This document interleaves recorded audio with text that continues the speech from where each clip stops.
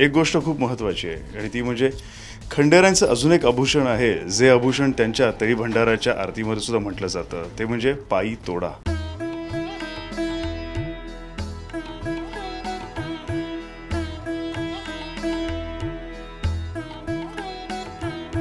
त्यांचा मान म्हणजे त्यांची ही पगडी, ज्या पगडीवर मोत्याचा तुरा तर आहेच आणि भाई चंद्र सुद्धा आहे. म्हणून अख्खी खंडेरायांसाठी ही पगडी म्हणजे सर्वोच्च मान. जय मल्हार सिरियलसाठी जेव्हा मी लुक टेस्ट देत होतो तेव्हा एक लाल रंगाची पगडी मी पहिल्यांदा घातली होती आणि ती घातल्यानंतर माझं शरीर पूर्ण थरारलं होतं.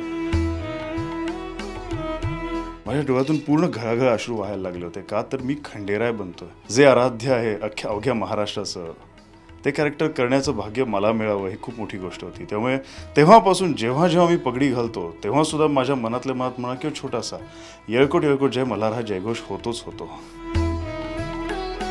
येळकोट येळकोट जय मल्हार.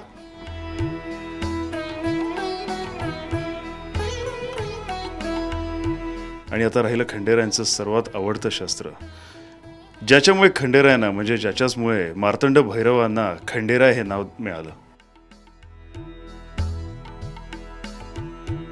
ही जी माझ्या हातात आपण जे तलवार किंवा खड्ग बघताय त्याला खंडा बोलतात. खंडा धारण करणारा म्हणजेच खंडेराय. बऱ्याच लोकांना माहीत नाही की खंडेरायांना खंडेराय असं का म्हणतात, तर ते या खंड्यामुळे.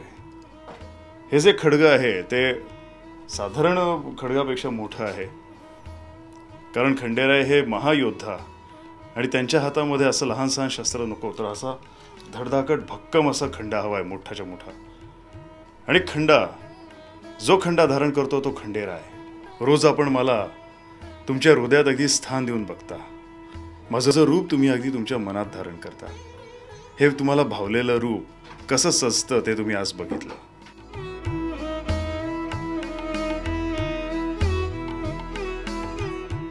तुम्हाला हे रूप बघून निश्चितच आनंद झाला असेल. माझं हे रूप आवडलं असेल तर राजश्री मराठी हे नक्कीच पाहत राहा आणि तुमच्या कमेंट्स द्यायलाही विसरू नका. येळकोट येळकोट जय मल्हार.